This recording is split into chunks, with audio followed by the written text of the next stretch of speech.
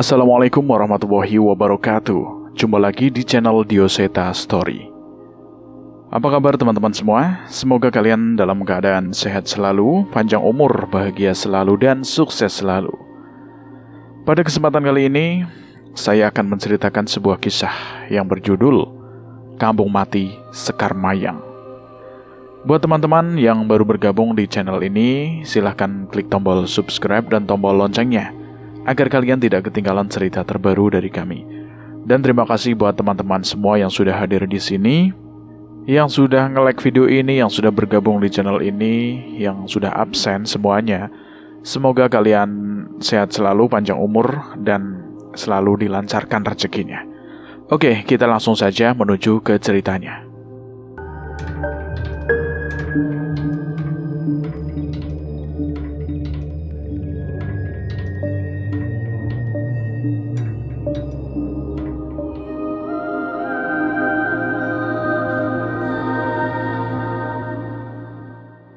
Kematian mereka menuntut keberadaan kalian di desa itu.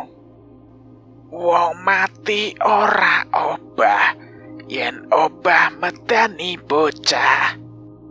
Tetesan gerimis menemani langit yang tengah menjemput sorenya di sebuah pabrik gula yang baru saja beberapa tahun beraktivitas setelah belasan tahun terbengkalai. Seorang karyawan perempuan berdiri termenung menyaksikan sosok makhluk perempuan kurus kering yang berdiri terbalik di tengah hujan. Ia berjalan dengan tangannya, memainkan tubuhnya sambil menyeringai. Takut. Seketika perasaan cemas muncul saat mengetahui keberadaan sosok yang janggal itu. Karyawan itu pun tidak mampu menahan rasa merindingnya yang membuat tubuhnya kaku. Tapi itu hanya sementara. Setelahnya, sosok itu pun menghilang, dan senyum yang aneh terukir di wajah karyawan yang mulai terlihat pucat itu. Aroma kopi hitam tercium semerbak di pantau pabrik gula. Suara gerimis menemani sore terasa begitu tenang setelah pergantian shift. Baru saja Cahyo hendak menikmati kopinya yang baru siap itu, tiba-tiba salah seorang karyawan berlari tergesa-gesa ke arahnya.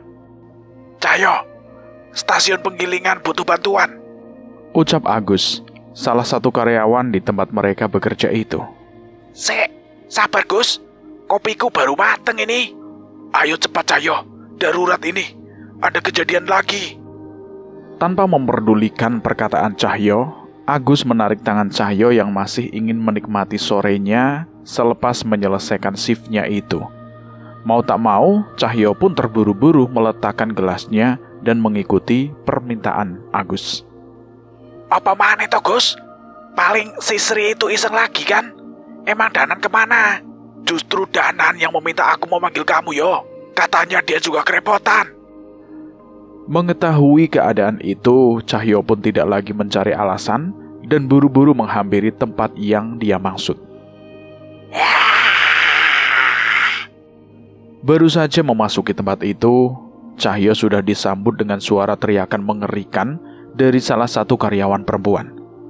Cahyo mencari asal suara itu dan mendapati bahwa suara itu berasal dari seseorang yang merayap di sudut dinding pabrik gula itu. Mata perempuan itu melotot, wajahnya pucat dan semakin tirus, kulitnya mulai menghitam, pengaruh dari sosok yang merasukinya. Buat cikur, Wati kenapa ini? Demit apa meneh kowe? Spontan Cahyo kaget melihat Wati, teman karyawannya, bertingkah seperti itu. Kayaknya setan dari luar, Jul. Makanya aku panggil kamu buat mastiin. Cahyo mendekat, memperhatikan sosok Wati yang wajahnya mulai terlihat semakin pucat dan mengerikan. Saiki aku sing duwe panggonan iki. Aku njaluk bocah iki. Makhluk itu terus menatap Danan dan Cahyo dengan wajah mengancam. Makhluk itu mulai menghantamkan kepala Wati ke dinding berkali-kali, hingga darah mulai menetes dari pelipisnya. Danan! Cahyo memberi isyarat pada Danan dan segera berlari dan memanjat perlahan di sekitarnya. Danan segera melantunkan ayat-ayat suci dengan lantang hingga sosok yang merasuki Wati berteriak menggila. Panas! Panas! Sosok itu tersiksa hingga menjatuhkan dirinya. Dengan sigap, Cahyo menangkap tubuh Wati yang kerasukan itu. Namun sosok itu terus meronta hingga Cahyo kewalahan. Cahyo menahan tubuh Wati. Ia meletakkan tangannya di kepala Wati sambil membacakan doa untuk mengusir sosok itu dari tubuhnya. Hentikan! Bocah sialan! Kukutuk kalian semua! Kukutuk kalian! Ia benar-benar tersiksa. Namun entah mengapa dengan semua bacaan doa-doa dan ayat itu, sosok yang merasuki Wati masih enggan untuk keluar. Danan menyadari sesuatu. Ia tahu bahwa sosok itu acap kali melirik ke satu arah. Ia seperti ketakutan akan sesuatu. Danan mencoba memeriksa ke arah makhluk itu melirik, arah jendela belakang, dan benar, sosok bayangan anak kecil tengah berdiri di sana sambil mengawasi Wati. Woi, siapa itu? Danan berlari menuju jendela. Namun sebelum sampai ke sana, tiba-tiba sosok itu menghilang. Mas mau main sama saya? Suara anak kecil terdengar begitu dekat di telinga Danan. Namun Danan tidak melihat sosok apapun di sekitarnya. Yang kalah dikubur hidup-hidup. Seketika Danan merinding, merasa terancam. Ia tidak melihat keberadaan sosok itu, tapi ia merasa bahaya yang mengancam dirinya. Jul, Panjul, hati-hati. Danan memperingatkan Cahyo sambil menjauh dari jendela itu. Tapi semua terlambat. Tubuh Wati sudah kaku dengan mata yang melotot dan mulut yang menganga.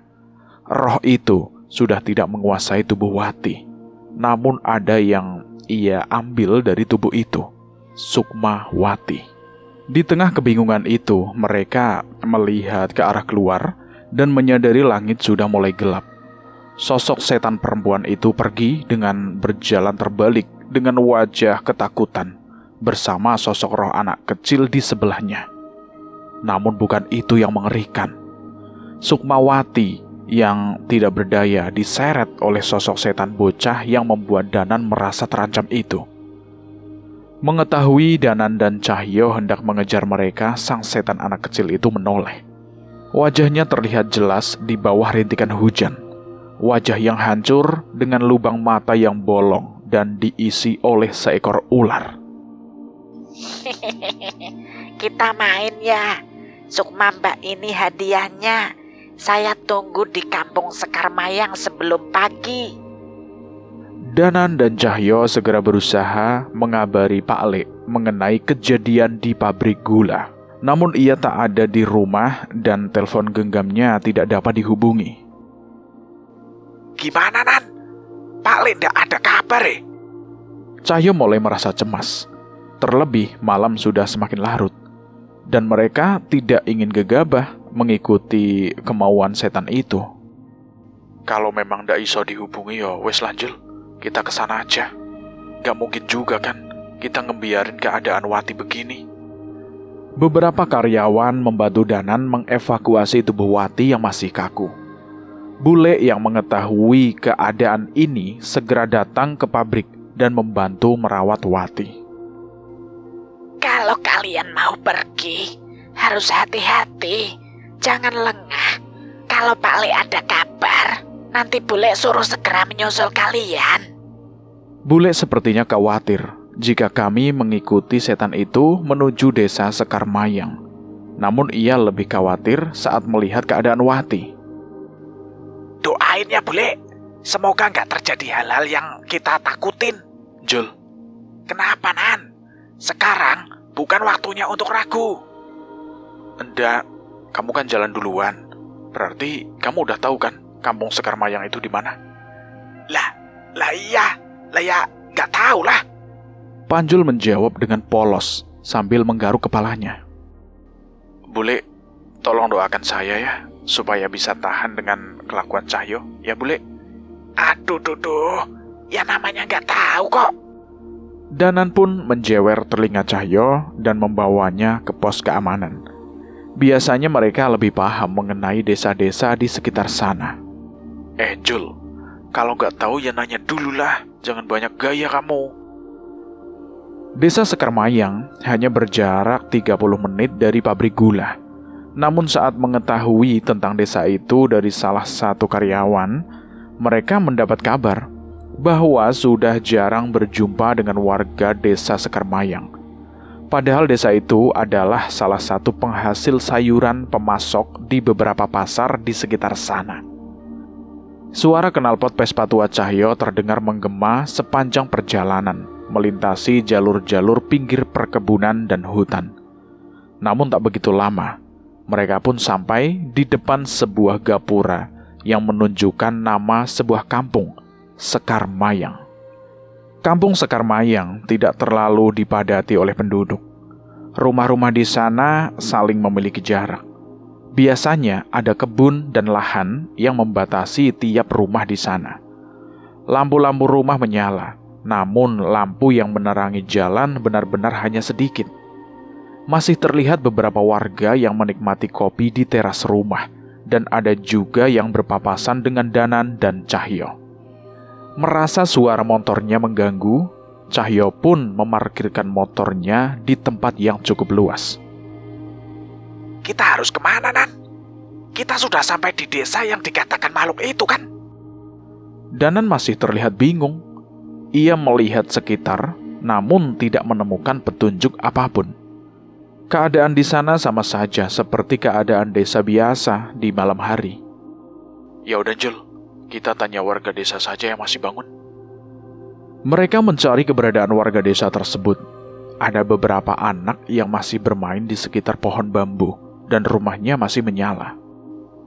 Dek, bapak atau ibunya ada? Ya ada lah, Mas. Emangnya saya yatim piatu? Mendengar jawaban bocah itu, Cahyo mulai merasa kesal. Tapi Danan dengan cepat menepuk pundaknya untuk memintanya sabar. Gak gitu, Dek. Ada yang mau kami tanyakan. Boleh dipanggilin sebentar, ndak? Ndak, Mas. Ndak boleh. Nan, kalau mukul anak kecil buat ngasih pelajaran itu dosa gak sih? Cahyo mulai kesal dan menghampiri anak-anak itu sambil Danan berusaha menahan Cahyo. Namun anak kecil itu malah tertawa-tawa seperti meledek. Saat itu, Danan mulai merasa ada yang aneh dengan keadaan di sekitarnya. Jangan galak-galak, Mas. Entar keteknya bau kuda. Anak itu berlari menjauh ke kebun-kebun dan seorang anak perempuan masih tetap pada tempatnya. Ia masih menertawakan kami. Namun sepertinya ia hendak mengatakan sesuatu. Kalau mau ketemu bapak dan ibu, itu di atas. Setelah mengucapkan kata-kata itu, ia pun ikut berlari menyusul temannya. Danan dan Cahyo tidak mengerti maksud anak-anak itu.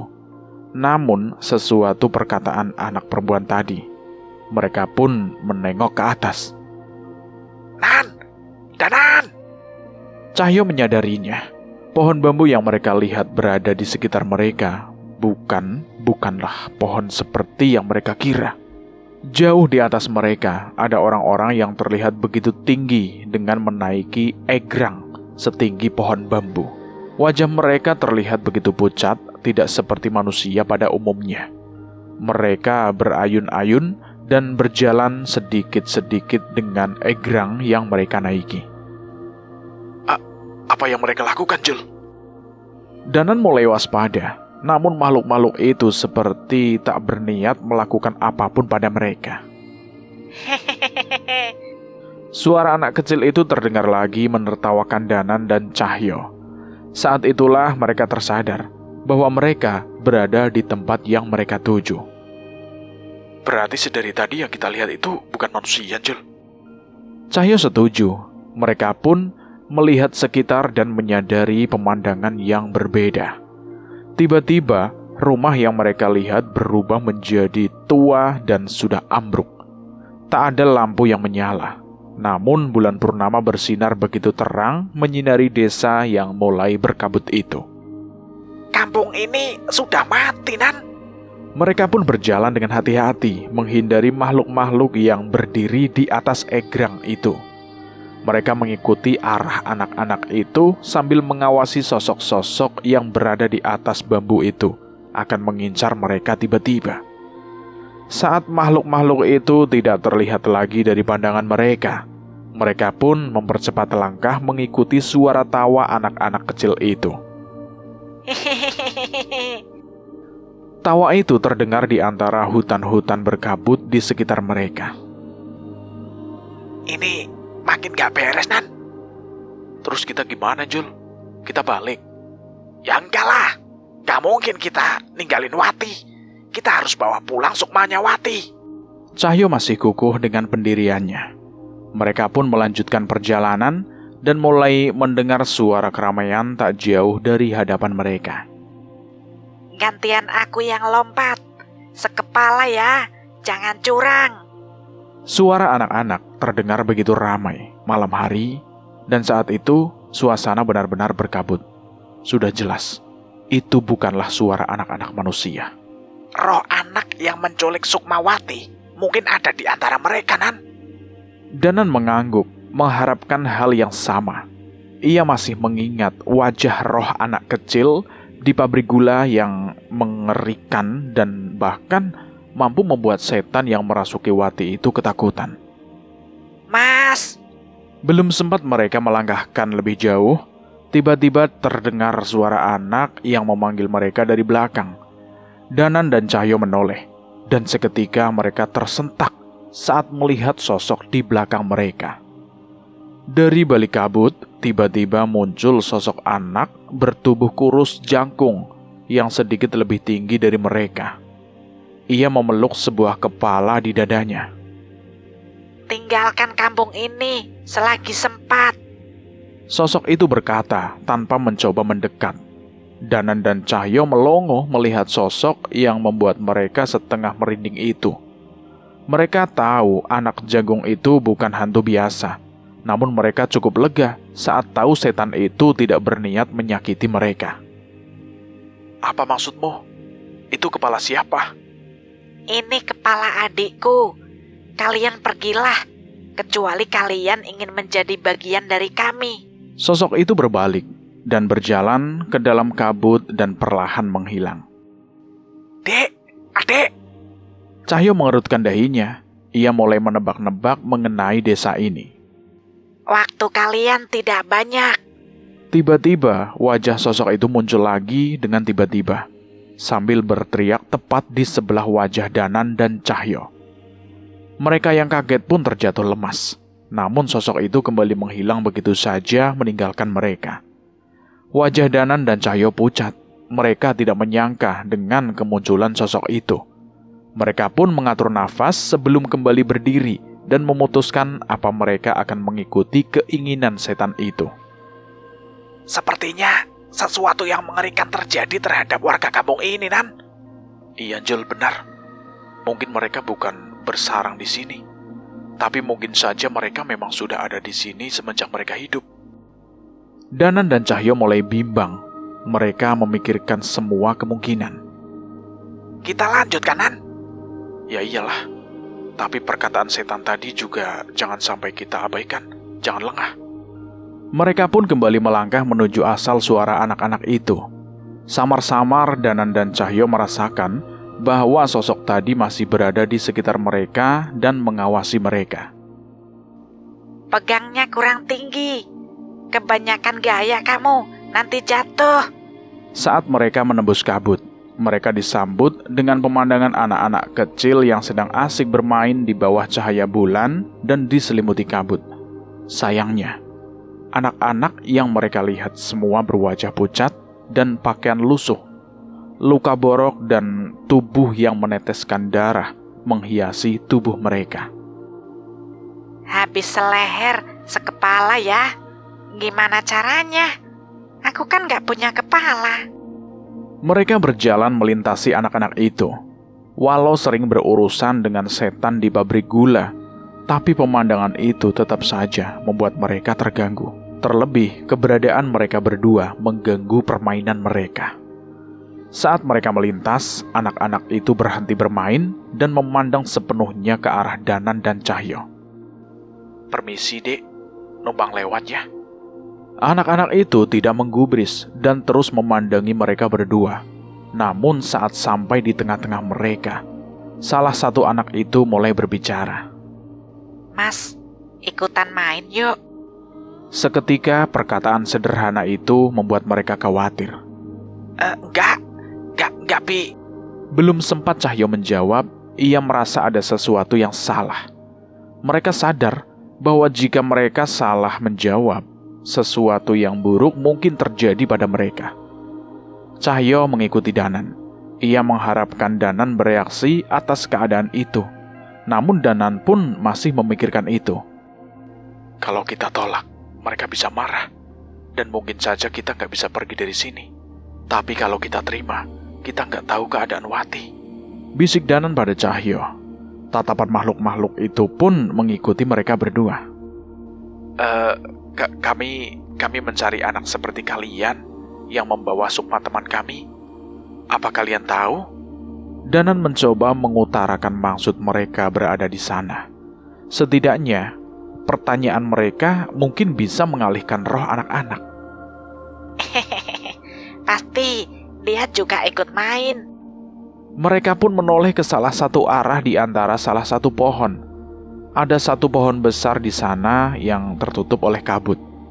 Saat kabut itu menipis, barulah terlihat sosok orang-orang berwajah pucat tergantung tak beraturan di pohon itu. Ikut main yuk, Mas. Dari salah satu atap rumah, seorang anak memaksa mereka. Danan dan Cahyo benar-benar melihat pemandangan yang gila. Mereka pun sadar bahwa sosok makhluk yang ada di atas egrang dan yang tergantung di pohon tua itu adalah sukma orang-orang yang bermain bersama mereka.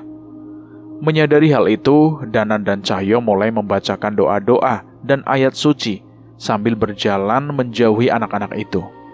Seketika saat itu juga wajah mereka berubah menjadi beringas. Setan anak-anak itu terus melotot ke arah Danan dan Cahyo penuh dengan ancaman. Namun mereka seolah tidak berani mendekat. Perbuatan mereka membaca doa-doa itu membuat Danan dan Cahyo semakin dianggap sebagai ancaman di tempat itu. Setelah meninggalkan anak-anak itu, mereka masih merasakan keberadaan banyak sosok yang berlarian mengikuti mereka dari berbagai sisi. Jul, cepet Jul. Ini makin gak bener ini.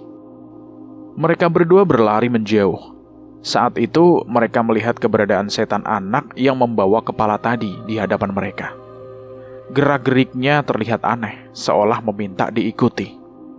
Kita ikuti dia, Nan. Iya, Jul. Setan itu satu-satunya petunjuk yang kita punya. Belum sempat mereka melangkah lebih jauh, tiba-tiba ada suara yang terdengar di telinga Danan. Danan, pergi, jangan kesini.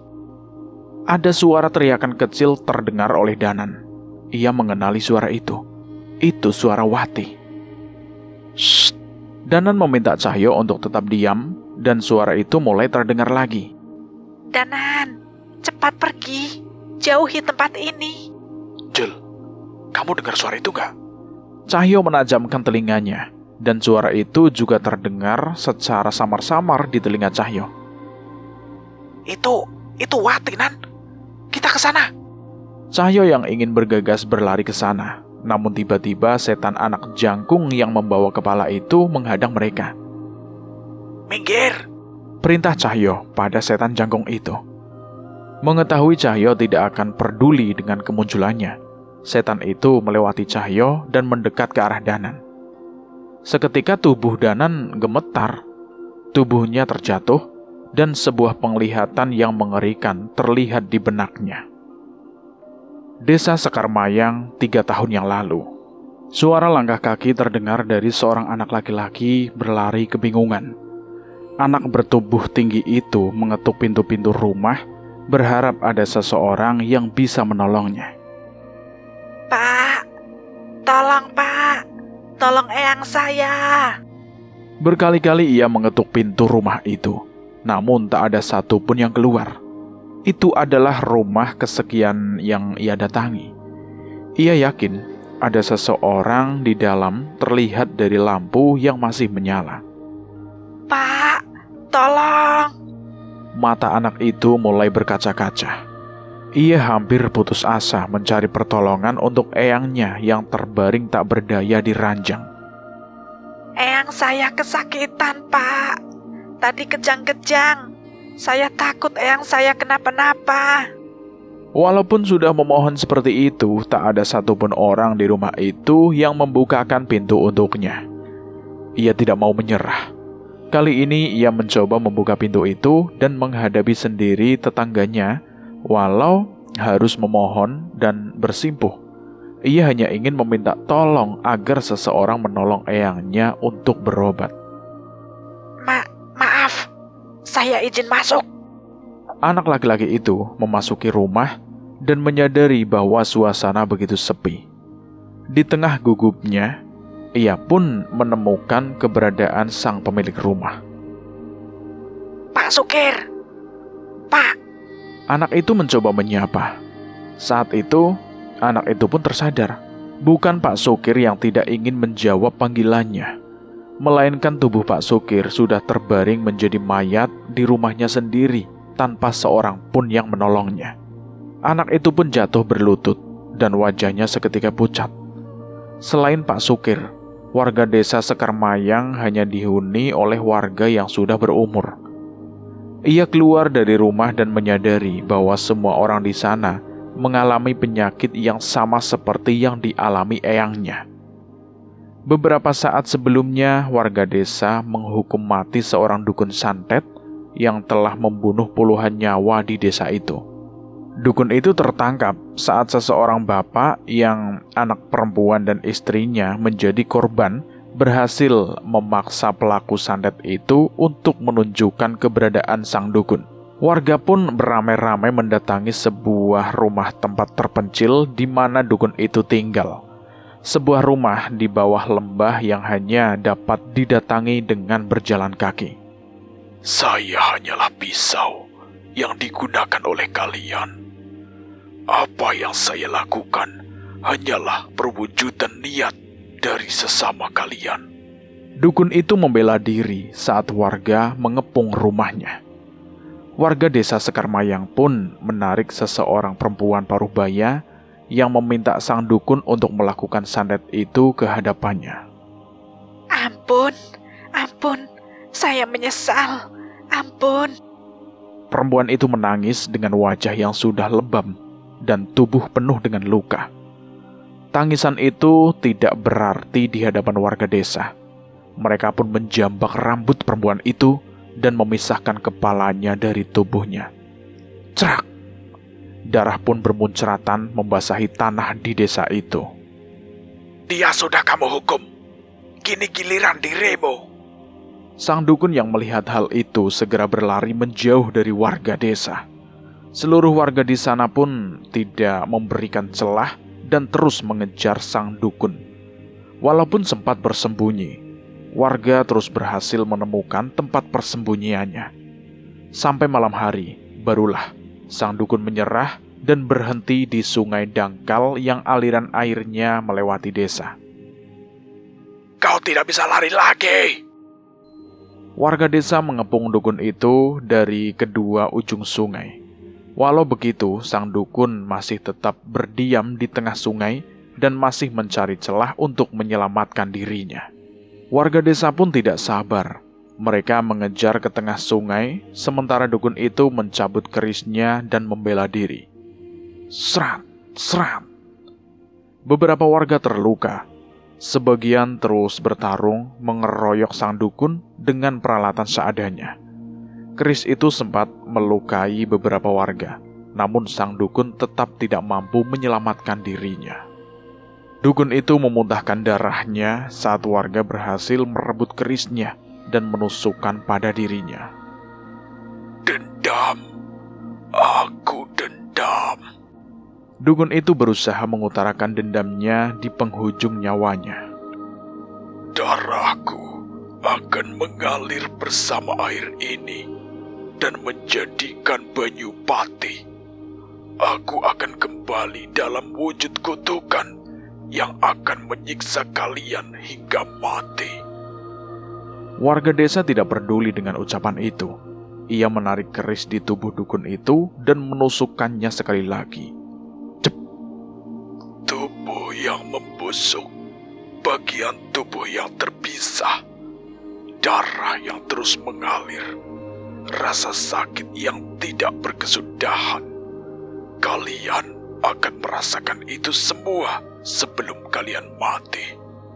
Kali ini dukun itu sendiri yang menarik keris itu dari tubuhnya dan menusukkan ke lehernya. Tubuh dukun itu pun tumbang dan mati dengan membawa dendam kesumat. Darahnya merubah aliran sungai itu menjadi merah dan terus mengalir hingga desa Sekarmayang.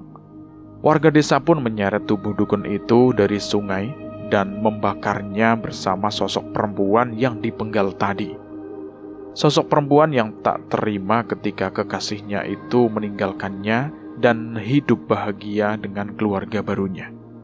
Kampung menjadi lebih tenang setelah kematian sang dukun. Teror santet yang dulu menghantui warga desa tak lagi terdengar. Seluruh warga merasakan apa yang mereka lakukan adalah keputusan yang tepat. Sampai saat suatu malam, warga desa melihat seorang berjalan dengan langkah yang aneh di tengah desa. Ia berbicara, namun suaranya begitu kecil. Wajahnya pucat dan tubuhnya penuh dengan luka. Warga yang masih menikmati film di pos ronda melihat sosok itu semakin dekat dan menyadari bahwa tubuh berlumuran darah yang mengalir dari matanya. Tolong!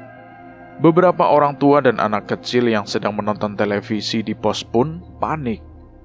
Mereka berlari menghampiri orang itu yang merupakan salah satu warga desa. Sayangnya warga itu terjatuh dan tidak lagi tertolong.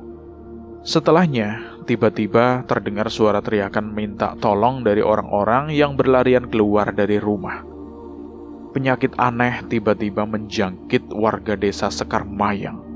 Satu persatu warga desa mengalami penyakit yang membuat tubuh mereka membusuk dan semakin lama semakin menghitam hingga bagian tubuhnya terlepas dari tubuhnya.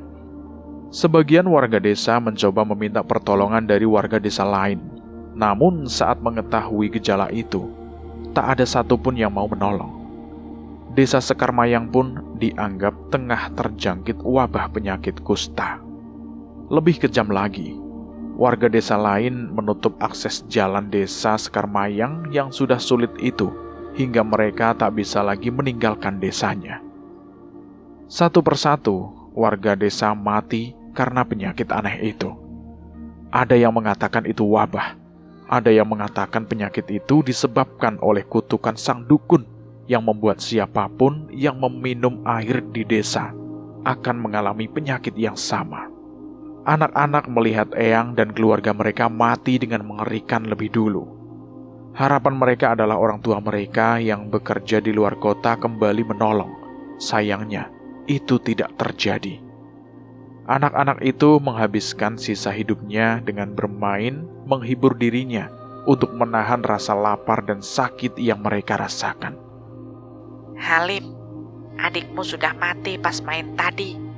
Ini kepalanya," ucap seorang anak yang tubuhnya pun sudah membusuk dan mungkin tak mampu bertahan lebih lama lagi.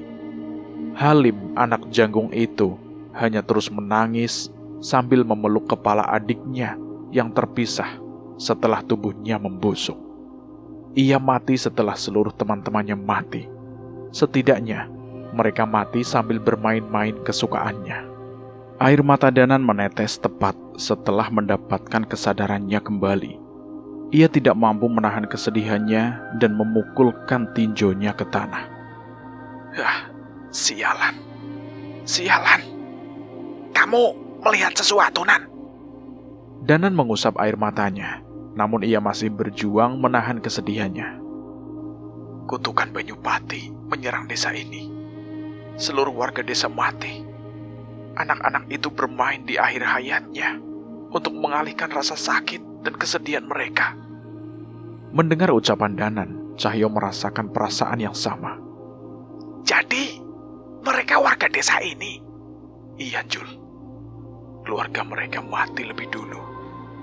Desa ini dianggap terkena wabah kusta, dan warga desa lain menutup akses desa ini. Anak-anak itu terjebak sampai akhirnya mati. Kini Danan dan Cahyo mulai mengerti apa yang terjadi di sana. Danan pun menghampiri sosok anak janggung bernama Halim yang memberikan penglihatan padanya saat itu. Kau ingin pergi lebih dulu? Aku pergi jika teman-temanku pergi. Aku mengerti.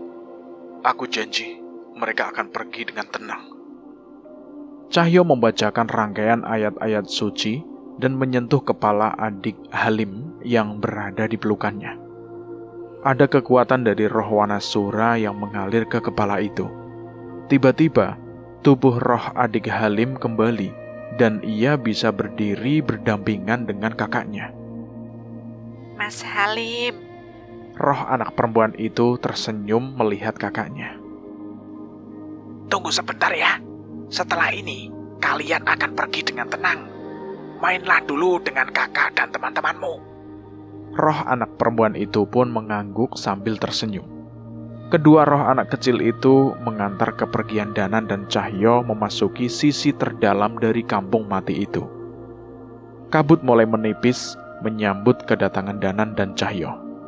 Alih-alih pemandangan sebuah desa, mereka disambut dengan sekumpulan keranda bambu yang berserakan di tengah hutan. Danan, pergi. Danan, jangan mendekat ke sini. Suara Wati terdengar dari salah satu keranda itu. Ia benar-benar ketakutan dengan segala pemandangan mengerikan yang ada di sekitar mereka. Di keranda yang lain terlihat sukma-sukma lain yang terperangkap tidak mampu berbuat apapun. Sementara di ujung tempat itu terlihat anak kecil yang mendatangi mereka ke pabrik gula. Sudah, kami sudah datang. Bebaskan mereka. Alih-alih mendapat jawaban dari anak kecil yang tidak memiliki mata itu, mereka justru mendengar suara dari belakang. Kita belum main, Mas. Kali ini, kepala anak kecil yang menggantung turun begitu saja menyambut mereka. Danan dan Cahyo menjaga jarak saat menyadari bahwa mereka tengah dikepung. Biarkan kami memulangkan kalian dengan tenang. Jangan sakiti siapapun.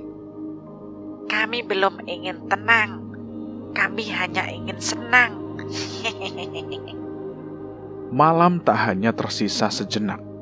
Seandainya mereka gagal, maka sukma orang-orang yang terjebak di desa itu tidak dapat lagi kembali ke tubuh mereka saat matahari telah terbit. Apa mau kalian? Main. Tapi kalian harus membuktikan kalau kalian pantas bermain dengan kami. Hantu anak itu pun berdiri dengan kekuatan hitam yang mengelilingi tubuhnya. Dengan satu acungan tangan, sosok setan perempuan yang meneror pabrik gula sebelumnya muncul. Sayangnya ia tidak sendiri. Ia datang bersama beberapa pocong dan arwah gentayangan. Sial, kita dipermainkan, Nan. Danan melihat wajah Wati yang benar-benar pucat. Pemandangan itu pasti terlihat begitu mengerikan di mata seorang yang awam dengan hal gaib seperti Wati. Dalam sekejap, sosok setan wanita itu berlari kayang dan mendekati Danan. Darah. Darah. Setan itu berteriak dan mencoba menggigit Danan. Namun Danan dengan sigap menghindar. Ia menarik sebuah keris dari sukmanya dan mempersiapkan kemungkinan terburuk. Belum sempat bertindak, di sekitar Danan terjatuh tubuh-tubuh yang terbungkus kain kafan. Perlahan tubuh itu menggeliat dan berusaha untuk berlari. Wong mati ora iso obah. Suara anak-anak kecil itu terdengar tertawa melihat tubuh-tubuh pocong yang menggeliat itu. Yen obah medani bocah melayu. Setan anak-anak itu pun berlarian di sekitar Danan dan Cahyo. Sementara pocong dan setan-setan suruhan anak tanpa mata itu berusaha mengincar Danan dan Cahyo. Pergi. Danan menebaskan kerisnya. Sayangnya setiap tubuh itu terkoyak. Mereka akan terus kembali bangkit dan menyerang Danan dan Cahyo lagi. Minggir. Wanasura. Seketika suara raungan terdengar. Dari tubuh Cahyo, suara itu disambut dengan suara-suara kera yang mendekat menyambut suara roh kera alas Wanamarta yang terdiam di tubuh Cahyo. Cahyo menghantamkan tinjunya pada pocong-pocong yang mendekat. Satu persatu dari mereka terpental. Danan tidak membuang waktu dan segera membacakan doa-doa pada setiap serangannya, agar serangannya bisa berdampak pada makhluk-makhluk itu. Tanpa disadari, sosok pocong menjilat luka Danan. Ia pun segera berbalik dan menggenggam kepala pocong itu sambil membacakan ayat-ayat ruqyah. Panas. Panas. Sosok pocong itu kesakitan. Ia terbakar sebelum akhirnya musnah dari pandangan Danan. Danan menyadari lukanya menghitam. Air liur pocong itu membuat rasa gatal yang amat sangat di lukanya. Kumpulkan mereka di satu tempat. Perintah Danan sambil membaca doa untuk menutup lukanya. Cahyo tak menahan diri. Ia mengamuk menghantam makhluk-makhluk yang mendekatinya. Ia tidak segan-segan memisahkan kepala setan wanita itu hingga mencabik-cabik pocong itu. Ia sangat tahu bahwa serangannya hanya mampu mengulur waktu saja sampai setan-setan itu ditenangkan oleh Danan. Sial, mereka terus berdatangan. Danan terlihat pucat, lukanya semakin parah. Namun ia terus berusaha untuk tenang sambil membacakan doa-doa yang mampu memusnahkan setan-setan itu. Panas, panas.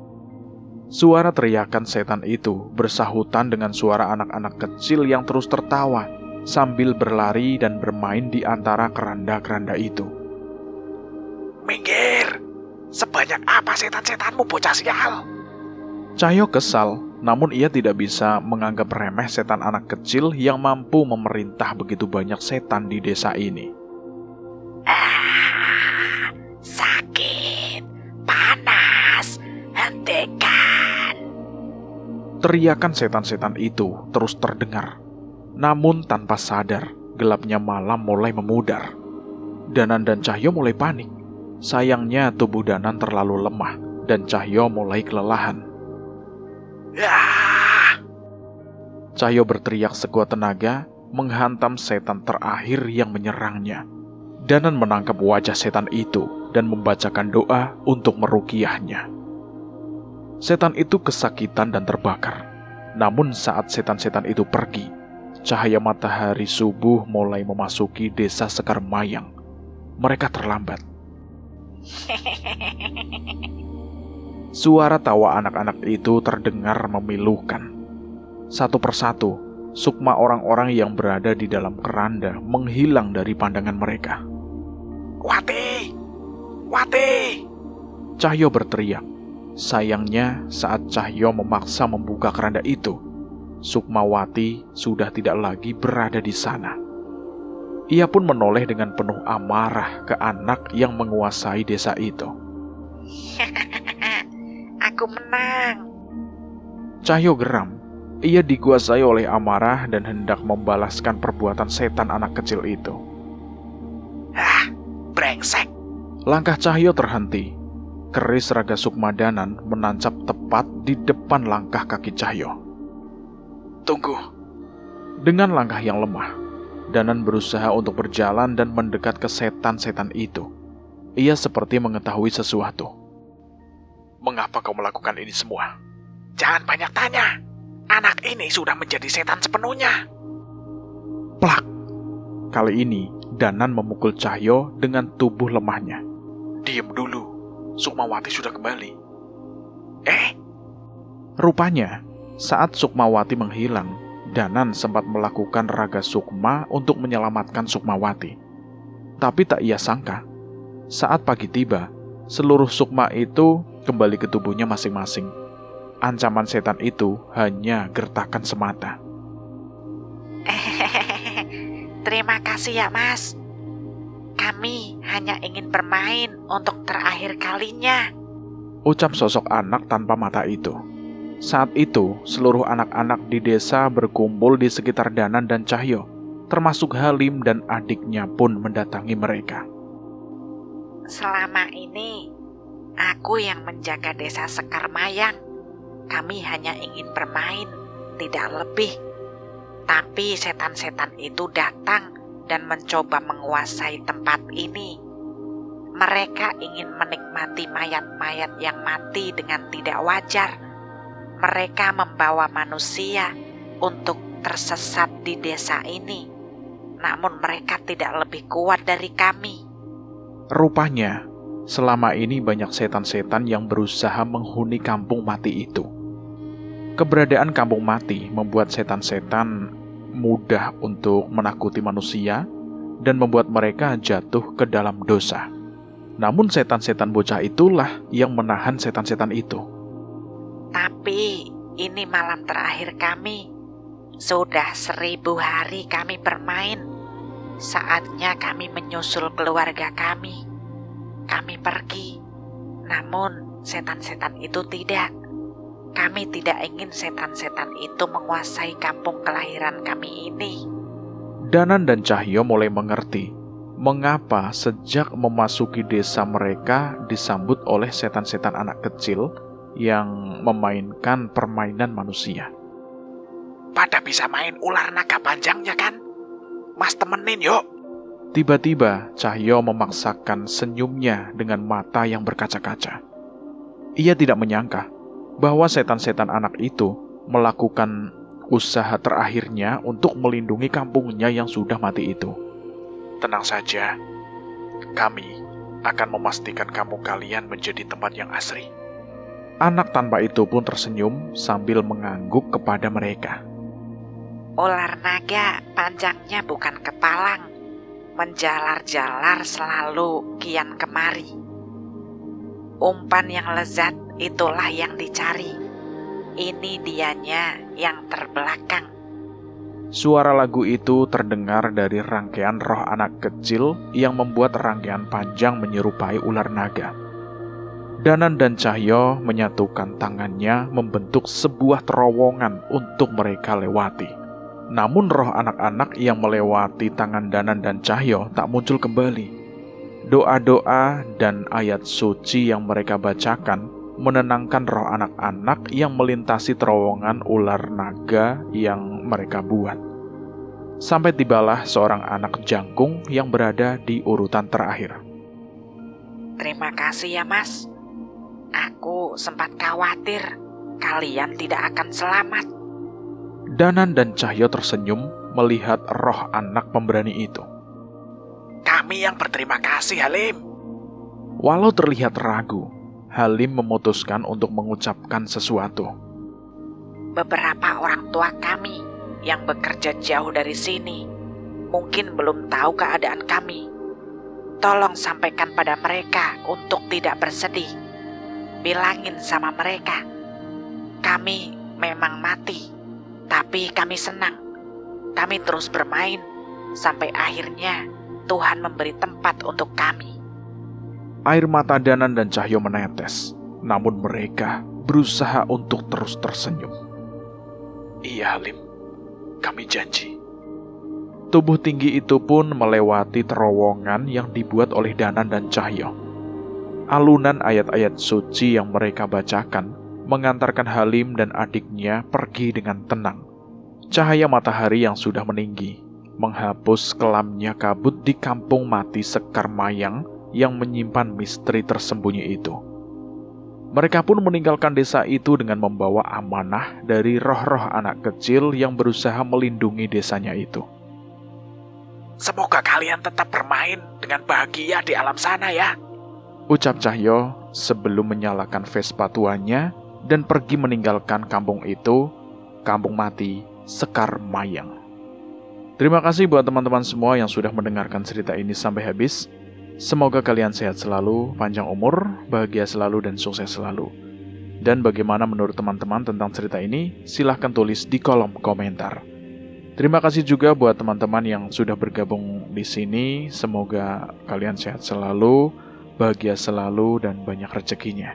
Dan buat kalian yang baru bergabung di channel ini, silahkan klik tombol subscribe dan tombol loncengnya agar kalian tidak ketinggalan cerita terbaru dari kami. Dan saya mohon maaf jika ada kesalahan kata. Saya pamit undur diri. Wassalamualaikum warahmatullahi wabarakatuh. Jagat Segoro Demit.